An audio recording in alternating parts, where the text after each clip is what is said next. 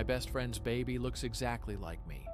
Same eyes, same nose, same birthmark on the left shoulder. And when I saw that birthmark, I realized my wife had been lying to me for 9 months. My name is Ryan, I'm 32 years old, and this is the story of how one photograph destroyed 2 families. Jake had been my best friend since high school. 15 years of brotherhood, shared secrets, late-night conversations about life and dreams. We went to college together, stood at each other's weddings, became godfathers to each other's kids. His wife Emma was like a sister to me. My wife Sophie adored them both. We were inseparable, our families woven together so tightly that our kids called each other cousins. Every weekend was barbecues and game nights, vacations planned together. A friendship so solid I thought nothing could ever crack it. Then Emma had her second baby, a boy they named Oliver. Jake sent me a photo from the hospital, one of those classic new dad pictures. Him holding this tiny bundle with tears in his eyes. Caption reading, "Best day of my life. Meet our son." I was at work when I opened it, standing in the break room with my coffee, ready to send back congratulations and heart emojis. But something made me zoom in on the baby's face. My coffee cup slipped from my hand, shattered on the floor, brown liquid spreading across white tile like my thoughts spreading across impossible possibilities. The baby had my eyes, not similar eyes, my exact eyes. That specific shade of green-gray that I inherited from my grandmother, that my daughter Mia has, that nobody else in either family possesses. I told myself I was being paranoid. Babies look like everyone and no one at first, right? Features change. Genetics are weird. But I couldn't shake it. I stared at that photo for hours, zooming in and out, comparing it to pictures of my own daughter as a newborn. The resemblance was uncanny.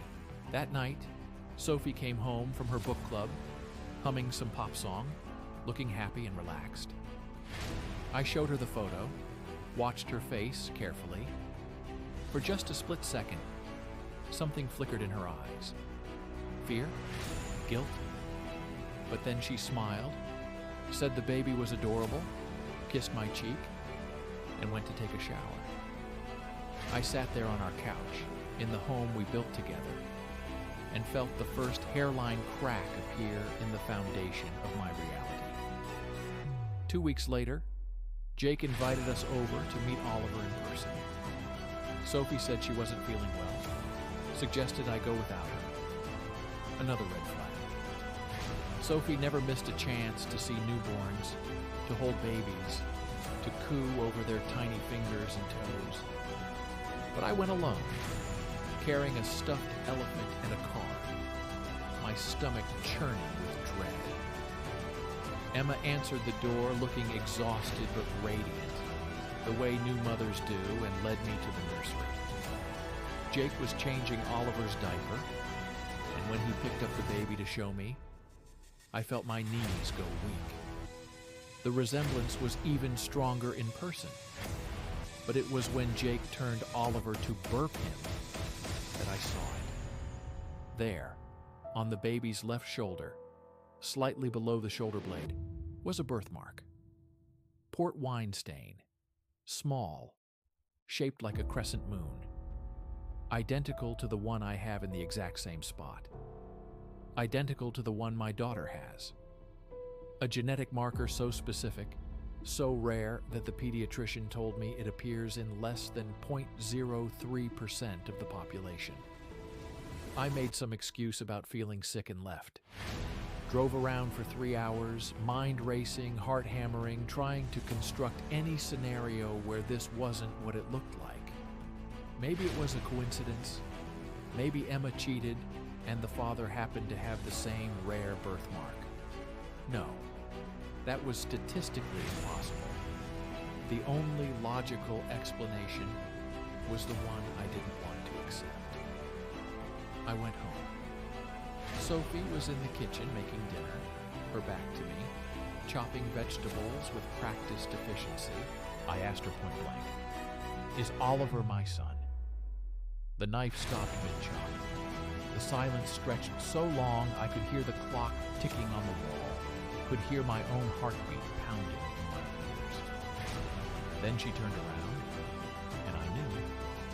Before she said a word, I knew from the look on her face, from the tears already forming, from the way her hands trembled as she said them.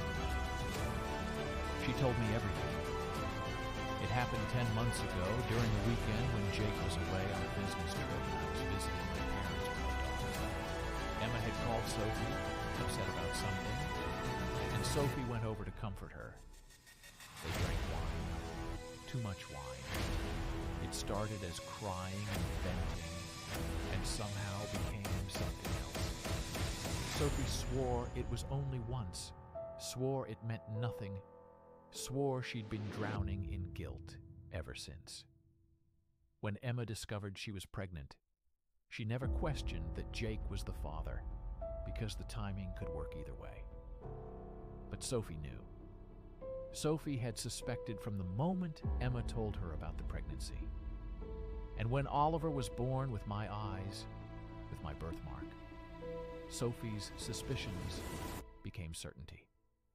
She'd been living with this secret, watching Jake celebrate a son that might not be his, watching me love my best friend, while unknowingly being the man who betrayed him. I felt something break inside me that I didn't know could break. This wasn't just infidelity. This was a violation of every sacred thing in my life. My marriage, my friendship, my trust. Emma and Sophie, the two women I trusted most in the world, had destroyed everything. And Jake, my brother, I never could have loved, was raising my biological son while believing he was his. The betrayal was so layered, so complex, so devastating, that I couldn't even process where one wound ended and another began. I asked Sophie if Emma knew. She said she didn't think so, that Emma had been drunk enough that night that she might not fully remember what happened, that Emma had never brought it up, never acted guilty around me. But the birthmark would eventually tell the truth. Kids grow up. Features become clearer. Questions get asked. I told Sophie I needed time to think, and I left. Checked into a hotel. Stared at the ceiling all night trying to figure out what to do. Tell Jake? Get a paternity test? Blow up both our families? Or stay silent? Let Jake raise Oliver in ignorance? Let this secret rot all of us from the inside? Both options felt impossible. Both options destroyed everything. The next morning, I called Jake, asked to meet him for coffee. He showed up cheerful, exhausted, talking about how Oliver wasn't sleeping, how Emma was struggling with breastfeeding, asking for advice since I'd been through it all with Mia. I let him talk for 15 minutes, watching him be so genuinely happy, so completely unaware that his entire life was a lie.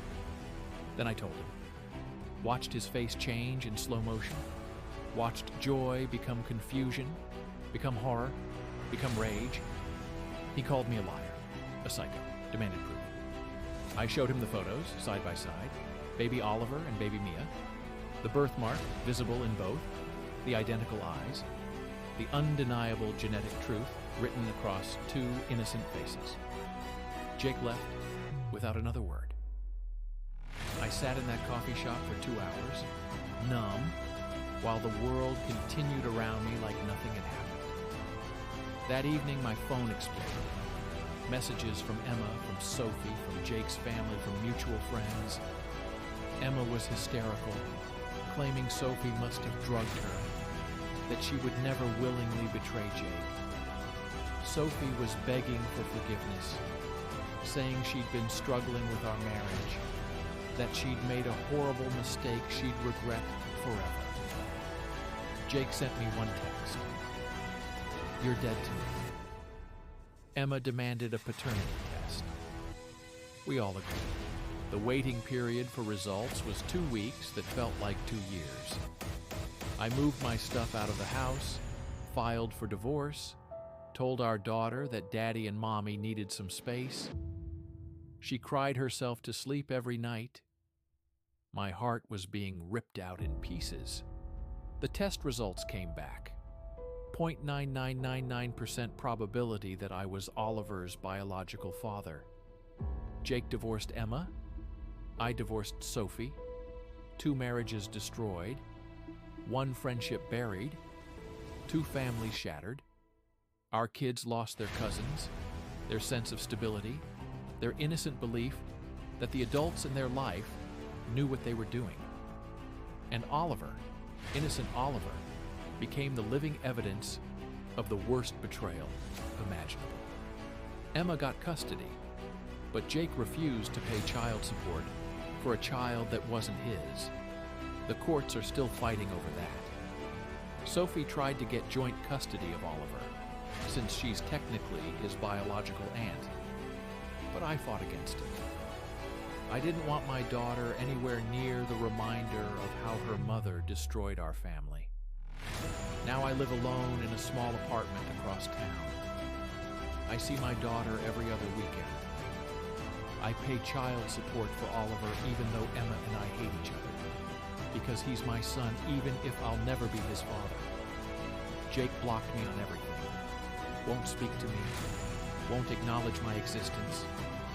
I lost my best friend because my wife and his wife betrayed us both.